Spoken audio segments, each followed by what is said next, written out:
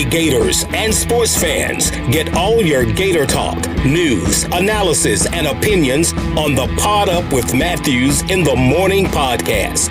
Find us on your favorite podcast platform or watch us on Facebook Live between 8 a.m. and 9 a.m. every weekday. Pod Up, because we are Gator fans. So say it's great to be a Florida Gator. Good morning. Welcome to a Thursday edition of Pod Up with Matthews in the Morning from the Crime Prevention Security System Studios. Large enough to serve you, small enough to care. It's Thursday. You know what that means. We'll have our college football analyst, Brent Beaird, in just a second portion of today's program, the Baker Sporting Goods High School Roundup. Let's go ahead and head on over to Jacksonville on the Titan MR hotline, and we're joined by Brent Beaird. You can follow Brent on Twitter at Brent Beaird. Good morning, Brent. How are you? Shane, I'm doing well. It was great to see you at the game last Saturday, and very excited. Got the windows open today, cooling off. I think we can always use a little bit of fall weather, can't we, Shane? No doubt about it. It is some good weather out there today. Brent, let's briefly, we'll get to the Alabama-Florida game here in a minute, but the College Football Playoff Committee met yesterday. Kind of give us a synopsis of what all happened. Well, the main discussion points here, they met in Dallas. They basically talked a lot, but they didn't make any decisions. There are some key issues here. Do they stay with 12 or do they go to 8? There's a question about who gets the automatic bids, question about how many games are going to play, 17-game max. There's a big question about who's doing the television. Is it going to be ESPN alone, or is it going to be ESPN and other networks or other streaming entities? And what's the Rose Bowl going to be doing with this? Now, I give Nicole Auerbach credit for this. She said that the commissioners and presidents on the College Football Board of Managers are supposed to meet next week in Chicago, but it's possible the commissioners, if they're not ready to vote, that the presidents and chancellors will not fly in.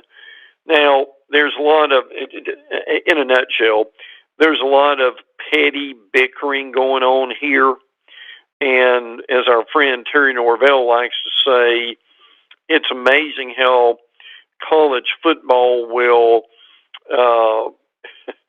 when they're deciding on an issue, it's like they're trying to split the atom. And this is kind of another one of these that they all got to compromise. Nobody can get everything they want. So it's still up in the air. Hopefully we'll get more progress next week. So there is a possibility there won't be a 12-team playoff, I'm hearing? We don't know right now. I think it's going to expand, and it's just a question of where does it go? Does it stay with the 8 as they have recommended? I know that some of the non-Power 5 group of 5 commissioners have said that they think that they can still get it to 12 and work it out.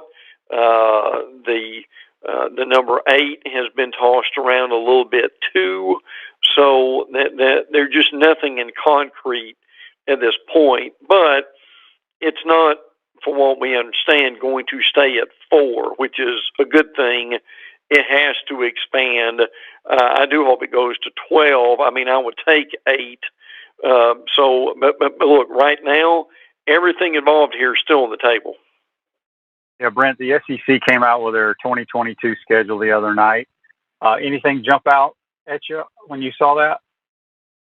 The September games, frankly, were pitiful, for one. And I think we're going to hear more from fan bases about this, how that's got to change. Vanderbilt and Hawaii are actually playing in a week 0 game. There are some pretty good games in September, one of them being Alabama at Texas. So that will be interesting. Matt Hayes had a really good note about this. He said, here's SEC scheduling in a nutshell for 2022. The Gators will make their third trip to College Station to play Texas A&M, third trip in 10 years. Georgia has yet to play A&M in College Station. Yeah, it's crazy. It makes no sense. I saw where Florida's at home like 6 of the first 7 weeks or something like that too. It's crazy how it is. All those home games. Yeah, I don't quite understand that whole deal. All right, Brent, looking around the landscape of college football this week, there's a few big games, not a ton, but there's the one that I think most people are intrigued by is this Wisconsin and Notre Dame playing at Soldier Field in Chicago. I think that may be more for the venue than it is even for the game. Frankly, there's some talk about this being kind of an elimination game if Wisconsin loses. Wisconsin is 5-4 in its last 9 games, so this is a pretty big game for Paul Chryst. Now, this is significant. If Notre Dame wins this game, Brian Kelly can become Notre Dame's all-time win leader, surpassing Newt Rockne. Wow. Now, not everybody gets to do that, okay?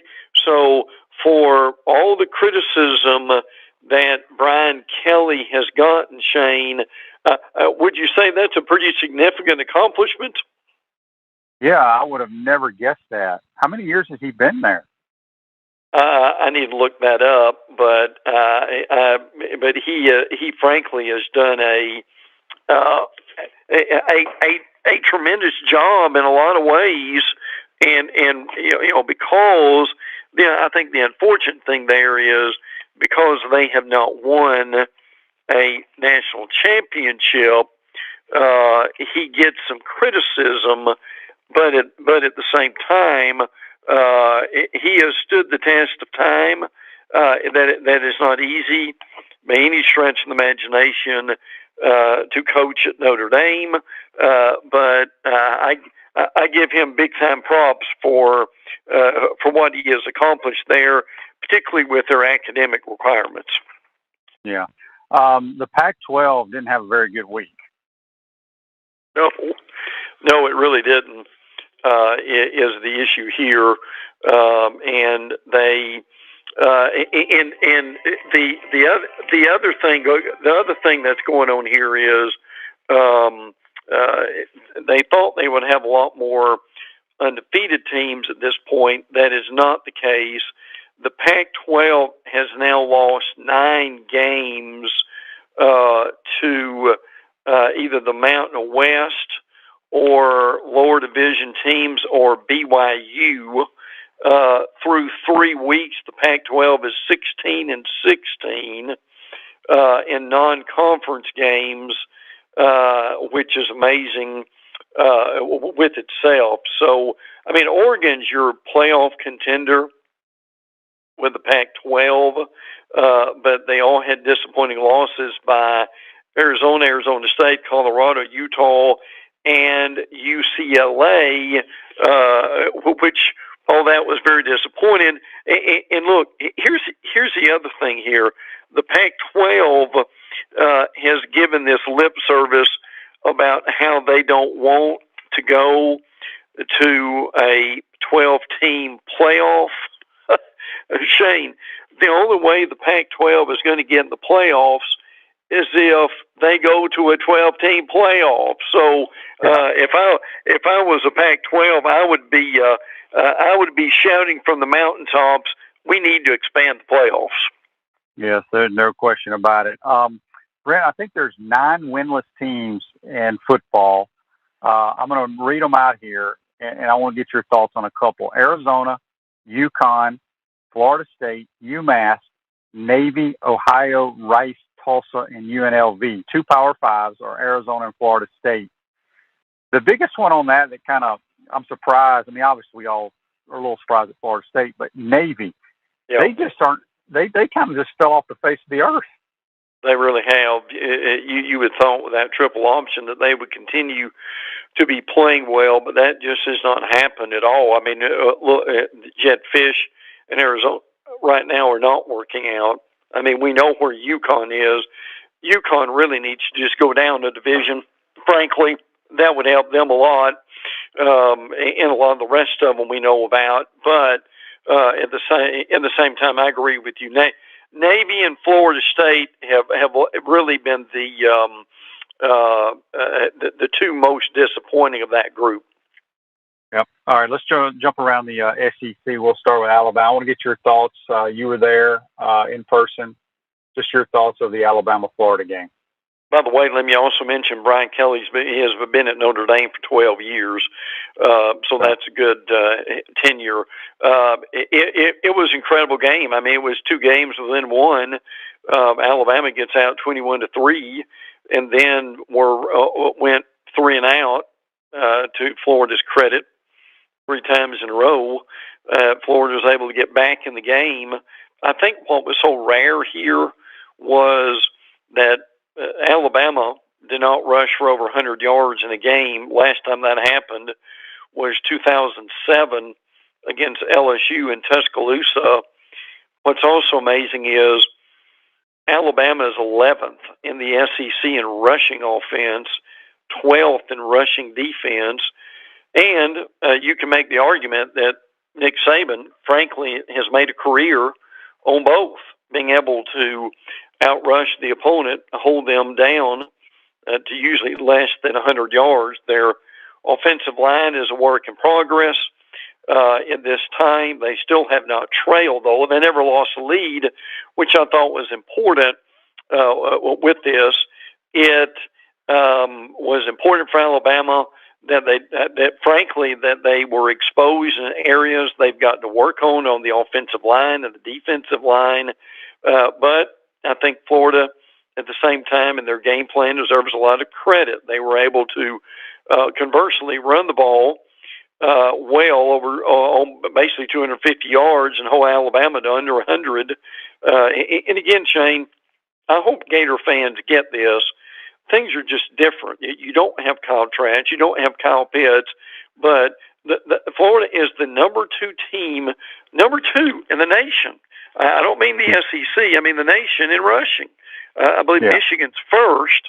So the point is, it's amazing what they did and what they have done at this point. So, and it was an incredible game on many aspects.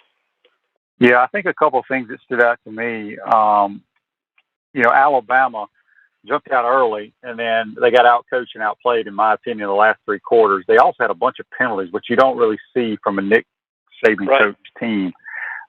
We got a Facebook Live here brought to you by Melton Law, the only official law firm partner of the Florida Gators. Guy says, is it a surprise that Ole Miss is a 17.5-point underdog? I think he must be referring to Ole Miss, Alabama, I think, which is next week. Yes, yes. I don't know if that surprises me or not. I mean, we all know what Ole Miss can do. I think Ole Miss can give Alabama fits. We'll see. We'll obviously talk more about that game next week. So Tim also says, and where is A&M and the best running backs in the SEC? He commented how I said that they have the best running back group, and I firmly believe they do. It's not even close, in my opinion. They got 2 first-round type running backs, and then you throw in Anaya Smith. Their issue is their quarterback having to play the backup right now. But we're going to talk about that game here in just a second. Actually, we're going to talk about it right now. Arkansas, Texas A&M, Jerry's World in Arlington, Texas. How you see this game playing out? Well, this series has been fascinating because of how close that it has been over the years. Now, A&M has won 9 straight in the series, but the series is very close. 3 in a row, and 5 of the last 6 have been decided by 7 points or fewer. Arkansas has lost this game in some bizarre situations over the last few years. But look, they are playing really well. Arkansas can actually win this game. KJ Jefferson is playing better at quarterback. Traylon Smith is a really good running back with them. Now, as Shane mentioned, Zach Calzada has been your issue at quarterback for A&M. He was better last week, and he's just kind of learning again the position after Haynes King got hurt and is out for several weeks. Maybe back by mid October. Arkansas has got 5 players who have run for at least 100 yards. So their running back room is very good, too. What Shane was talking about is Isaiah Spiller ran for 177 yards last week in the New Mexico win, and Devon Achane is really good, too. As a matter of fact, A&M beat writers have told me that he may even be better than Spiller, which is amazing. Mm-hmm. Anaya Smith is very good. They've had a couple other wide receivers come on, and Moose Muhammad and Damon Demas. With that, look, this could be a really good game. It's a 3:30 game, which is exciting. First time Arkansas has been in a 3:30 game since 2017. So that tells you how much progress they have made. Yep, that is true. Auburn comes off a tough loss up at Penn State. They come home. They play Georgia State. You see them bouncing back pretty big right here. Oh yeah. There's no doubt. Now they've got to learn some things from the Penn State loss. And again, Tank Bigsby was really good. Ran for 102 yards. Jarquez Hunter continues to play well. Freshman running back. Bo Nix was 21 to 37 from 185. Look, Shane can explain this much better than anybody. But Auburn had a 4th and goal at the Penn State 2-yard line. You've got maybe the best running back in the nation in Tank Bigsby, and Bo fades back and throws a fade route to Kobe Hudson that was not even close. So I'm curious, A, if you saw that, and B, Shane, you could do it, but fade routes are not easy on the goal line, are they? No, it's not a real high percentage play anymore these days. And the fade they ran it's kind of a pick play with a fade where the slot receiver runs the fade. The outside guy tries to kind of pick his guy. So yeah, I did not like that call. It's always easy to second guess, but like you said, Bo Nix threw it out of bounds. Had no chance. So it's a shame they lost that game. I thought they played pretty well. I think Brian Harsh has done a tremendous job. They look like a totally different team to me. Yeah, agreed. Sean Clifford played real well for Penn State, but look, nothing wrong with losing to Penn State, who may be the best team in the Big Ten. Yep. Turn your car or truck into a rolling billboard for your business or brand with an eye-catching vehicle wrap from Wrap Spot. This September, mention promo code Shane, receive 13% off your vehicle wrap. Speaking with Brent Beaird here for a few more minutes on the Titan Tomorrow Hotline. Brent, before we get to the Gators and the Vols, I got a text on the Titan Tomorrow text line from you. It comes from Daryl. Daryl says, "Good morning, guys. Could you ask Brent what player or players have impressed him so far in the SEC this year?" That might take a while, but I appreciate the question. I'll be brief on it. KJ Jefferson has been impressive. And we just mentioned the Auburn freshman running back a few minutes ago who has been very impressive, too. That's Jarquez Hunter along that line. So those are a couple of them that are off the top of my head. Frankly, I tell you, kid, that is coming on and may really be impressive by the end of the year is Florida's Desmond Watson. This humongous kid who by November could have his weight down and be a little bit more of a force at this point. And I'll look, even though he was booed, and that should never, ever, ever happen at home games. I thought Emory Jones came out as the game went on and played very well for Florida. I thought Emory was outstanding, and I preached all week, Brent. The booing is a disgrace, and you should be embarrassed, and you should never come back to the game. Desmond Watson is interesting. He came in on a lot of those 4th and 1s, those goal line situations. I guess that's how they're going to use him this year, which makes sense. Sure. I said earlier in the year I didn't think you'd see him in SEC play, but I forgot, they'll use him for situations. When you look at this Tennessee team coming in under Josh Heupel, it looks like they're going to play the Hendon Hooker kid, which I think he's the way better quarterback than Joe Milton. They're going to move the ball some because of their pace of play. They're going to get guys open. But can they stop this rushing attack that the Gators have? No, they really can't. And they may end up playing Joe Milton some in this game too.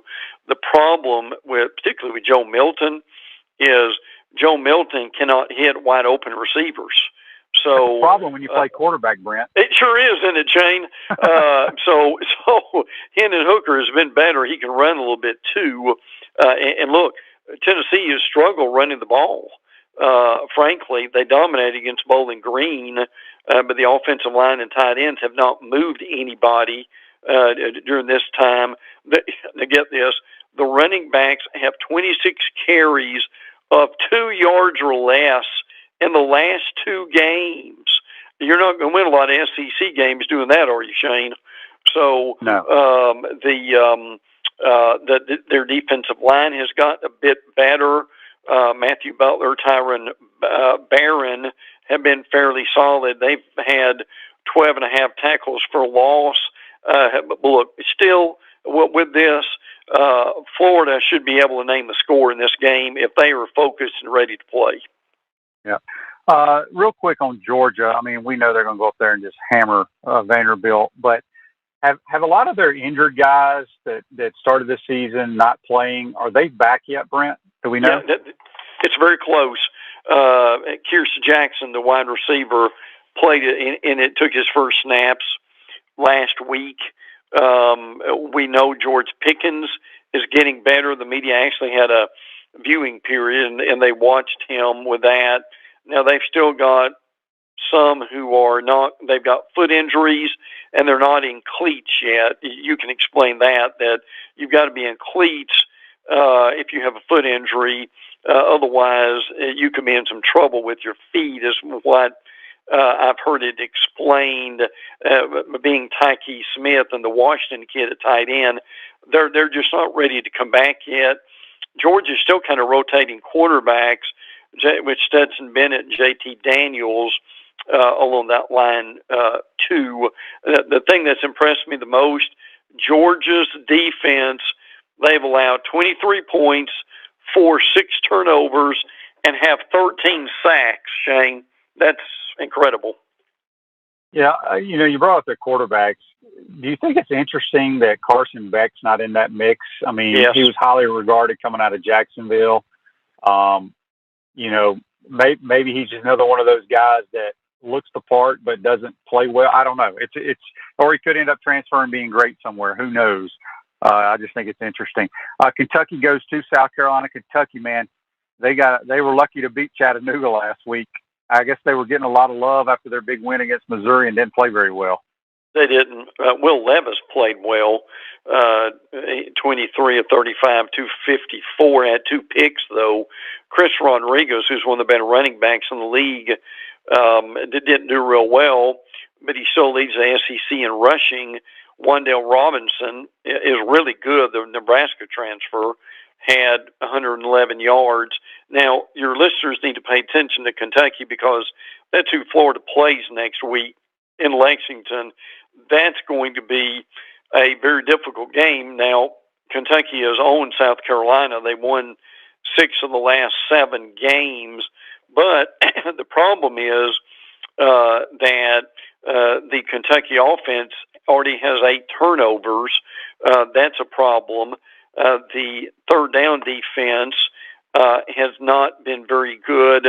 On third down, Kentucky's allowing 45% conversions. You don't ever want that, do you, Shane? So Kentucky has a lot to clean up. Luke Doty will be starting at quarterback for South Carolina. That will help. They also lost Sherrod Green, one of their better linebackers. I think Kentucky wins this game, but I will still say South Carolina is making some improvement. We got a Facebook Live brought to you by Melon Law. Alan asked, do you think that Emory, having total control of the offense, no Richardson to swap with, helped him grow and make better decisions? I think just him knowing that it was his game, he could get into the flow, the rhythm of the football game. I think that there's no question that helped him. Sure. LSU goes to Mississippi State, which Mississippi State could be undefeated right now. Some very questionable calls in their game up in Memphis at the Liberty Bowl last week. This is a interesting game because we know what Mississippi State did to LSU last year. I'm anxious to see how hard-headed Ed Ogeron and everybody on that defensive staff is to see what they play defensively. But this is a game that if LSU loses it, Brent, oh boy, is it going to get loud in Baton Rouge? Well, the wheels could come off if that happens. LSU leads the nation in sacks and tackles for loss. Here's an amazing stat between these two teams. They cannot run the ball at all. The incredible thing is in rushing, LSU, there are only 130 teams in college football in Division I. LSU is 120 in rushing, and Mississippi State is 130. Oh, goodness. Oh, man. So this game could last a long time, is what you're saying. A bunch of passes. Well, yeah. There'll probably be about 70 passes in this game. I think, without a doubt, with Will Rogers and Max Johnson here, LSU has some offensive line changes right now, and they've had a few guys who are actually coming back, which is good. Too. So, but look, that's exactly right. And LSU struggled though defensively in the mid part of the field. And that's where Will Rogers throws the ball well. So, Shane, expect this to be a 5-hour game. No question. A really weird game. The Missouri Tigers are going all the way up to Boston to play Boston College. And I don't know if you saw Eli Drinkwitz's press conference, but I think he gave Boston College a little bulletin board material.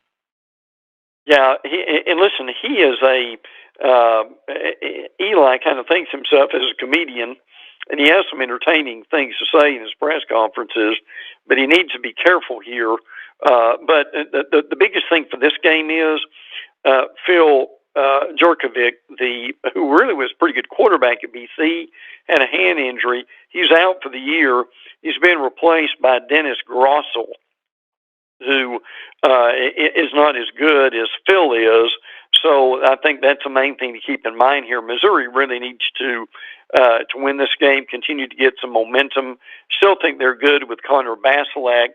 Tyler Beatty is a really good running back. Missouri's problem is they're not very good at all defensively, and that's something they've got to improve on over the next few weeks. Yeah. Ole Miss gets the week off before Alabama, but a stat I saw, obviously Matt Corral's probably the number one leader right now for the Heisman Trophy, and he's the first player in the history of the Southeastern Conference to throw 3 touchdowns and run for 4. I was surprised to see that. But, man, I mean, if you had to vote right now being a Heisman Trophy voter, would it be Matt Corral, Brent? Maybe. He's tremendous. Let me give you an amazing stat. Ole Miss has gained 600 yards plus 6 times in 13 games under Lane Kiffin. Before Lane became the Ole Miss coach, Ole Miss had 16 games of 600-plus yards in 1,209 games. That goes back to when Billy Brewer was coaching? Basically, yes. Or frankly, even before then. But, I mean, Shane, look, Shane, how do you put that in perspective? That's an amazing stat, is it not? It really is, and I think Lane. I think the world Lane. I think he's a tremendous coach. But Jeff Levy's the one calling the plays. That's crazy. Right. Real quick before we let you go, Brent, I'll get your thoughts on three quick ACC schools. Clemson, they're struggling. Obviously, we know what's happening in Tallahassee, but man, it's heating up down there in Coral Gables with Manny Diaz. It is. Yeah, let me touch on that real quick. Clemson is dead last in the ACC in 10-plus yard plays, 20-plus yard plays, yards per play, quarterback rating, passing yards per attempt, and touchdown to interception ratio. That's a mouthful there. Florida State plays Louisville. They are not going to fire Mike Norvell. They don't have the money. They've got to pay Taggart through 2023. If they fired the staff, it would be around $7 million. Now, they may make staff changes at the end of the year with the coordinators. The Miami thing is this. They are there's some heat on Manny Diaz. There's no doubt about that. Now, he'll last the season, but he may not after it's over. They play Central Connecticut. Jalen Rivers, our offensive lineman's out for the year. Derek King will not play in this game. Miami right now, again, remember there's 130 teams. Miami is 116 in scoring offense, 18 points a game. They're 117 in rushing offense, 104 yards per game. That's bad offense right there. Before we let you go, Brent, John had a question here. He says, do you think the NIL is affecting players like the Clemson QB? He's been off shooting Dr. Pepper commercials, but he doesn't look good on the field. Yeah, he probably shot those commercials before the season started, but man, Clemson does look bad. There's no question. But, well, Brent, I will say this. It has affected them. Shane, always a pleasure, my friend. Yep, be safe, and we'll talk to you next week. Enjoy the games, bud. You too. Yep, that's our college football analyst and Heisman Trophy voting analyst as well. Brent Beaird joined us on the Titan Hotline. Going to take our first time out. Come back. We'll be joined by Mike Ridaught from the PrepZone.com on the Baker Sporting Goods High School Roundup. We want to take this moment to thank all our sponsors who keep the show going and pay the bills. Crime Prevention Security Systems, large enough to serve you, small enough to care. Titan MRI, Gainesville's only locally owned and operated MRI facility. Meldon Law, won't back down. Peachland Dental, Gator Nation's first choice for dentistry in Port Charlotte. Comfort Temp, comfort is our business, peace of mind is our promise. QC Kinetics, live pain-free with QC Kinetics. Great Clips, it's gonna be great. Our Gridiron sponsors are Auto ER, UF Bookstores, Celebration Point Town Center, South State Bank, Chris Doring Mortgage, Silverback Concrete Co. Some of our touchdown sponsors are Campus USA Credit Union, Adams Rib Company, Doreen Wiebe Realtor, Caldwell Banker, MM Parish, Gator Dominoes, Celebrate Primary Care, Gator Bait Media, Wrap Spot, Okido America, Gators Dockside, Style Cuts, Big Mills Cheesesteaks. If you are interested in promoting your business on the show, visit potupwithshane.com and click the Advertise button. Again, thank you to all the great businesses that support the show. If you like what we are doing here, make sure you follow us and support the businesses that support us.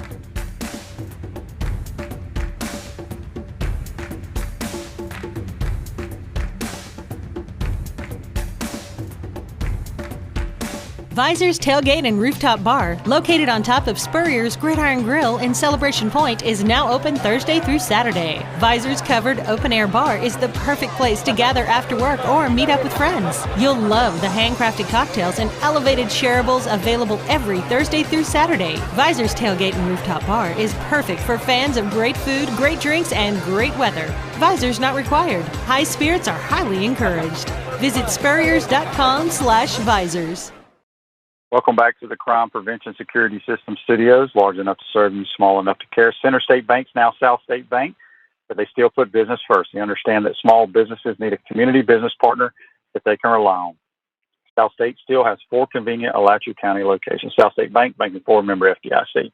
We're going to go back to the Titan MR hotline now. We're going to be joined by the PrepZone.com, also part of Main Street Daily News. Talking a little high school football in the Baker Sporting Goods High School Roundup. Mike Ridaught. Good morning, Mike. How are you? Hey, good, Shane. Thanks for having me on again. Appreciate it. Yep, we're heading into week 5. Is that correct, of high school football? We're right almost at the halfway point of the season. Hard to believe, about to roll into October. And, it's we had a state record set this past Friday night. I don't know if you heard. I saw that, and can somebody please tell me how that happens? Because I want to say, tell everybody the stats real quick, and then I got a question for you. Okay. Baker High School's Caleb Wagner set the new single-game Florida high school rushing record with 535 yards. He also had 6 touchdowns. Baker beat South Walton in a wild one, 49-48. And that's somebody that this area is familiar with, because last year Hawthorne played against Baker in the state championship game. Wagner had 152 yards on 12 carries in that 1A state championship game. But, yeah, he breaks Derrick Henry's Florida record. In fact, I wrote about this recently. Obviously the job that Derrick Henry did when he was at Yulee. I think during the 2012 season, he had like over 12,000 yards rushing, 8 games with 300+ yards. So for this kid Wagner to do what he did, it was simply amazing. Yeah, and he had 500, how many yards? 535 yards. But it was on like 20-something carries, right? Yeah, it wasn't a bunch of carries. It was That's legit. Crazy. So it is crazy. Yeah. I mean, you saw the kid play last year in the state championship game, right? How big is he? Is he a little guy? He's not that big. In fact, their other runner was the guy that had been doing that. His name escapes me. They shut him down, and it was Wagner that had the big game against Hawthorne in that championship game last year. Well, that's a lot of yards running on air, much less against the defense. But congratulations to that kid. That's phenomenal. I didn't think anybody would ever break what Derrick Henry did in high school. No. Mike, go ahead. By the way, Shane, the previous record, 510 yards. Henry did that against Andrew Jackson of Jacksonville. Okay, well that's good stuff. Let's start with some of the 1A schools in the area, how they ended up last week, and what we can look forward to, I guess, for the rest of the year with the 1A schools. Yeah, I think the biggest thing about, for 1A right now, Hawthorne, I'll get to Hawthorne in just a minute. I do want to give props to Union County. They just moved into the state rankings. They beat PK Young last Friday night. They're undefeated right now. So the Tigers, coached by Andrew Thomas, who won a couple state championships at Trenton High School. They're going to be a team to watch. They'll go to Williston this week. I think they'll win that game easily. But when it comes to 1A football, you now got to include Union County among the top teams in Class 1A. And as I noted, they just moved into the state rankings. So Union County, or Hawthorne rather, they've been playing lights out defensively, Shane. In fact, I just wrote a story about this at MainStreetDailyNews.com. They've only allowed 1 touchdown. They've given up 2 scores, but one was the opening kickoff for a touchdown against Newberry last week. But they beat Newberry 48-7, and the defense dominated that game. So Hawthorne has outscored their 3 opponents now 86-14. They're rolling right now. They're undefeated. They've only got, I think, one 1A team left the rest of the year. No, they have no more 1A schools left that they will play. They're going to play Westport out of Ocala this week. Westport's an 8A school. Their game against Live Oak Suwannee, which is a 5A team, had been postponed because of COVID. That one's going to be on October the 1st. So let's see how they do now against, tougher competition. But Jalen Ruth, who played so well for them last year, leads the team with 34 tackles. He's averaging 11.3 tackles per game. He's got a team-leading 7 tackles for a loss. So they're getting it done on offense and defense. And how about that? Think about that. Now, I know I'm getting ahead of myself, but I mentioned Hawthorne played against Baker in the state championship. What kind of storyline would that be if Hawthorne can make another run all the way to the championship game and they play against Wagner, who just set the state record for rushing yards in a game? That would be a heck of a matchup. It really would. And you mentioned Union County. I know that they're winning without their quarterback, who's a pretty talented kid. I think he broke his collarbone. He's got another 4 to 5 weeks, I think, till he comes back. So, Mike, we got a Facebook Live brought to you by Meldon Law, the only official law firm partner of the Florida Gators. John wants to know, Mike, the RPI rankings just got released. How much should we put into those rankings? I don't think you should put a lot into the rankings, and the reason that you shouldn't put too much stock in it now is because you've got to wait to see how the season plays out. I'll give just a brief example in 1A. Bronson's football team, I had them on my high school show last night. They are 2-2 right now. They are 8th in their region. However, they have not played a 1A school yet. They got beat up on by Bellevue, 64-8 as one of their losses. But they also have a nice win at Tenoric in Lakeland. I believe that's a 3A school. It's either a 3A or 4A school. Halifax Academy, who they just beat last week in Daytona Beach, a 2A school.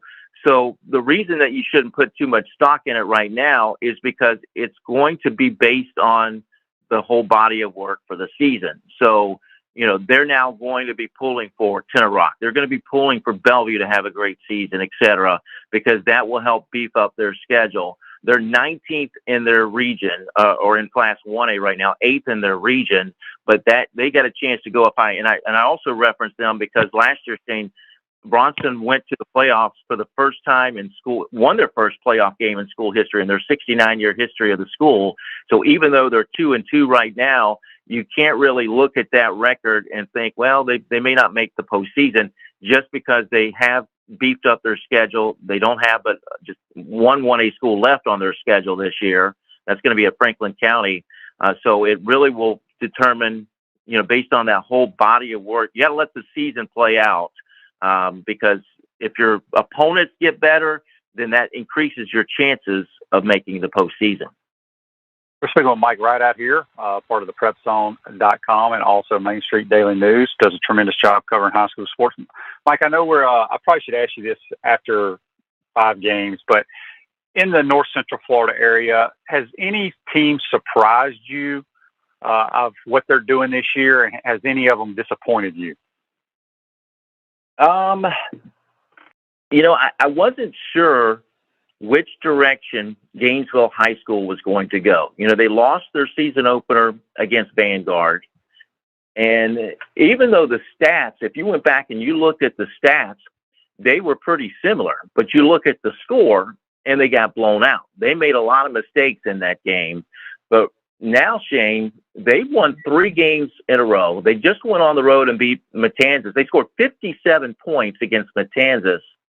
But prior to that, and I had broadcast their games against Bishop Moore and against Trinity Catholic, their defense kept both of those teams out of the end zone.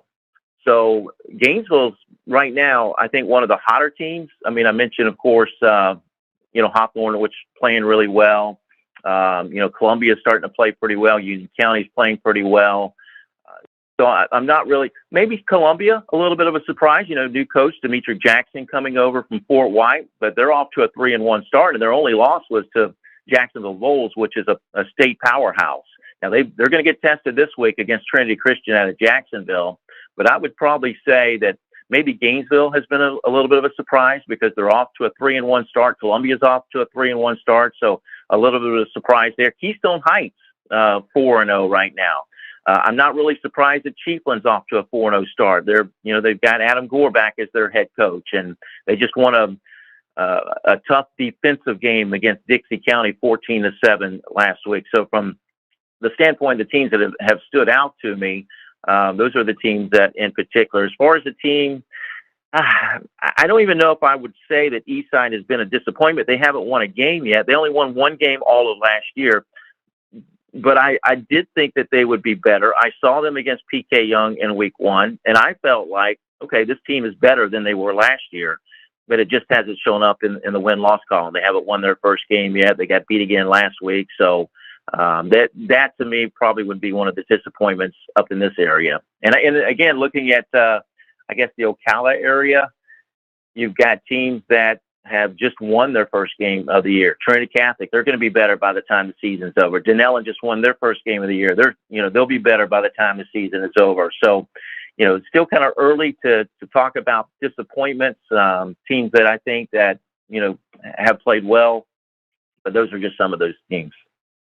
Yeah, Mike, I think you were on the call last week. Two ranked teams in the state, Buchholz and Cardinal Gibbons out of the Fort Lauderdale area, I believe. Yeah, correct. Which is that was a pretty good football game, huh? It was. I haven't had a chance to ask Mark Whittemore what happened, but Quan Lee, unofficially 159 yards away from becoming the all-time leading wide receiver in yardage in Alachua County history. He did not play that first quarter, and it had nothing to do with, in my opinion, him being injured. He looked fine on the sidelines, and then he went into the game in the second quarter, but I saw him kind of jawing back and forth at coaches. He just didn't seem as engaged in the game. Maybe there's something going on there. Again, I might be just speaking based on what I saw, but it seems like he's in the doghouse there. Now, they're off this week. But, yes, Cardinal Gibbons, defending state champions in Class 4A. They're ranked number 1 in the state. Buchholz had an interception in the first quarter, Shane, and Cardinal Gibbons ended up getting a touchdown. Dylan Rest, who I believe he's gotten an offer from Florida. I know he was on a visit for the Florida-Alabama game, their quarterback. He threw a touchdown pass with just under 5 minutes to play in the first quarter. But then Buchholz threw another interception. Now, the reason that's significant is because Creed Whittemore, the Buchholz quarterback, only had one interception going into that game. He ends up throwing 3 picks, including 2 in the opening quarter. But even though he threw those 2 interceptions that led to touchdowns, it was 13-0 with about a minute to play in the first quarter. But then Whittemore came back and found Jakari Kelly for a 72-yard scoring pass. So it was a 13-7 game at the end of the first quarter. Heck, it was 13-7, Shane, going into the fourth quarter. And Buchholz gets a big interception with a little over 3 minutes to play in the game. They picked it off at the 1-yard line, but the next play, Creed threw an interception, his third interception of the game.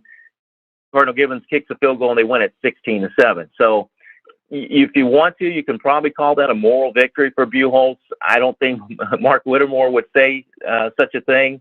Obviously, you want to win those types of games when you've got them at home.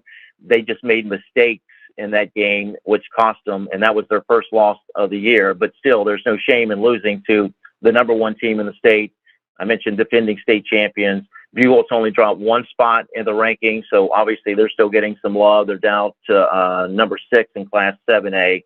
And I think maybe this is a good time for Buchholz to get that open week. They got Tallahassee Leon next week, so we'll see if Quan Lee gets a chance to set the record next week. A few more minutes here with Mike Ridaught. Mike, let's give the girls a little bit of love. Top teams in the area in volleyball.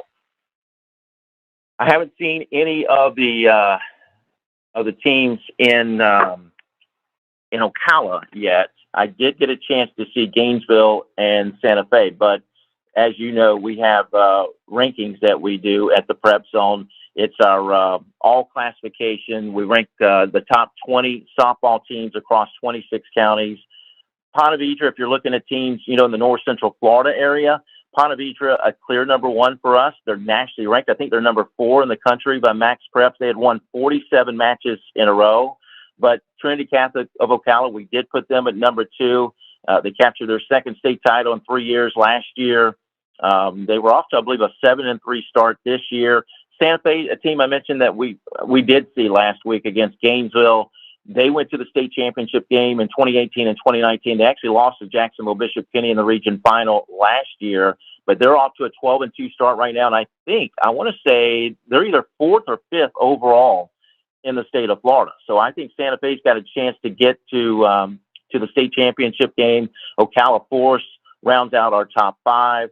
So as far as teams a little closer, Gainesville and Ocala, Santa Fe, Trinity Catholic, Force, who I just mentioned,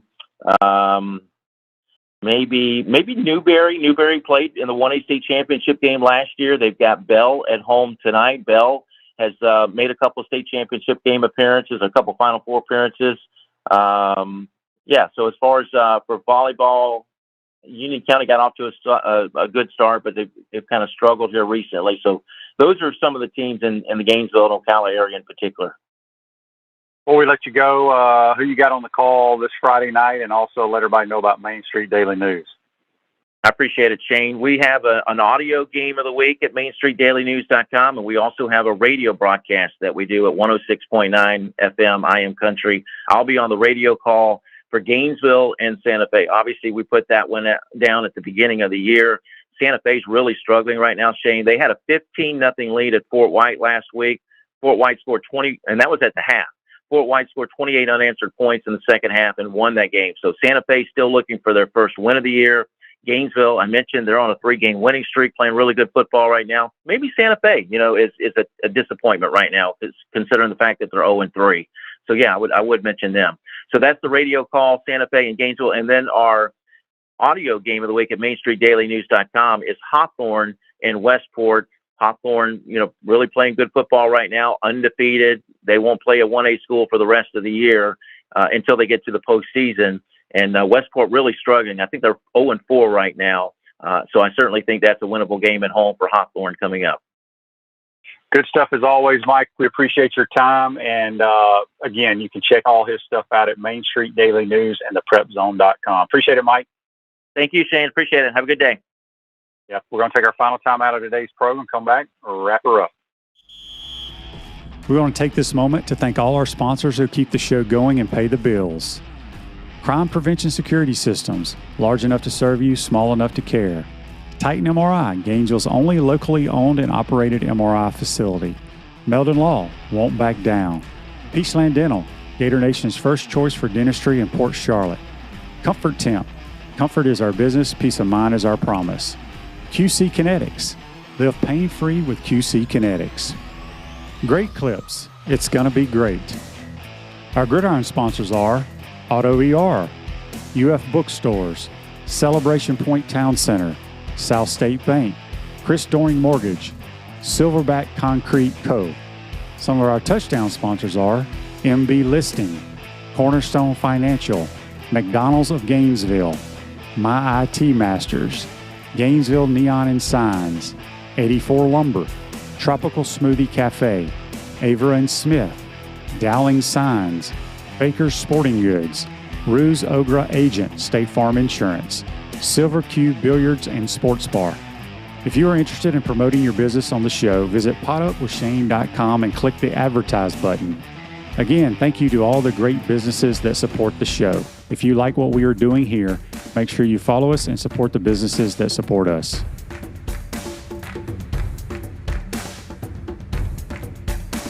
Visor's Tailgate and Rooftop Bar, located on top of Spurrier's Gridiron Grill in Celebration Point, is now open Thursday through Saturday. Visor's covered open-air bar is the perfect place to gather after work or meet up with friends. You'll love the handcrafted cocktails and elevated shareables available every Thursday through Saturday. Visor's Tailgate and Rooftop Bar is perfect for fans of great food, great drinks, and great weather. Visors not required. High spirits are highly encouraged. Visit spurriers.com/visors.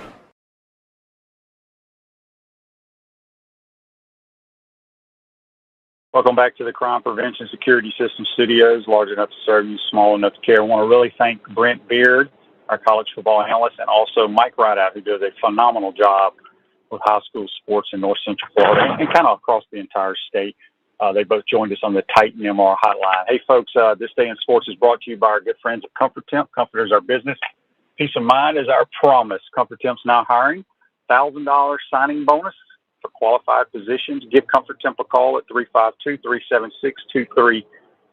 This day in sports in 2018, not too long ago, New Orleans quarterback Drew Brees throws 17-yard pass to Michael Thomas to become the NFL career pass leader, breaking Brett Favre's record of 6,300 completions. That's this day in sports, brought to you by our good friends at Comfort Temp. Make sure you tune in tomorrow. We're going to have JC with our Peachland Dental weekend picks. I'm also going to have former Tennessee offensive lineman, one of my former teammates in the National Football League, who was Peyton Manning's center there at Tennessee. Trey Teague will be joining us, talk a little Tennessee football, get his thoughts on the program, talk about some of the good old days, Florida versus Tennessee. Hope you enjoyed today's show. Today's show is a wrap, brought to you by Wrap Spot. Be safe. We'll see you tomorrow.